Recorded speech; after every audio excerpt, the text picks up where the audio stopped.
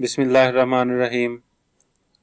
नाफ में तेल डालने से मुतल्लिक अक्सर पूछा जाता है, मगर सवाल ये है कि क्यों डालना है। अल्लाह ताला ने इंसान की पैदाइश में जिस चीज़ को सबसे पहले पैदा किया है वो नाफ है। इसी नाफ से पूरा इंसान बनता है। जब इसमें तेल डालेंगे तो ये आपके बदन के अंदर जितने भी मसाइल हैं, जिस जिस ऑर्गन का मसला है, जिसकी वजह से नींद नहीं आ रही, ये सब का बेहतरीन इलाज है। एक दिन इसमें सरसों का तेल डाल लें, एक दिन उसमें नारियल का तेल डाल लें, एक दिन इसमें बादाम का तेल डाल लें। एक बंदा था, उसने बताया कि मुझे 27 या 28 साल से कब्ज है और मेरी कब्ज ठीक नहीं हो रही और उसको नींद नहीं आती थी। कहता है कि मैं सारी रात जागता हूँ।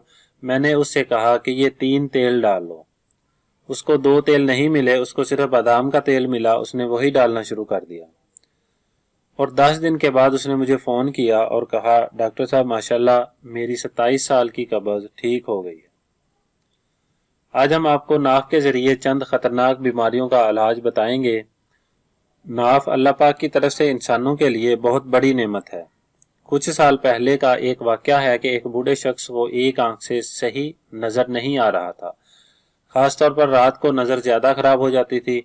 डॉक्टर्स ने चेकअप के बाद उससे कहा कि आपकी आंखें बिल्कुल ठीक हैं, बस जिन रगों से आपकी आंखों को खून फराहम होता है वो रगें सूख गई हैं।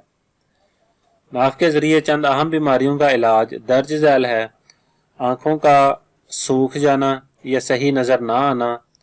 इस सूरत में रोज़ाना रात को 4 से 5 कतरे खालिस देसी घी या नारियल के तेल के अपनी नाफ में टपकाएं और तकरीबन 1 से 1.5 इंच नाफ के सुराख के इर्द गिर्द लगाएं।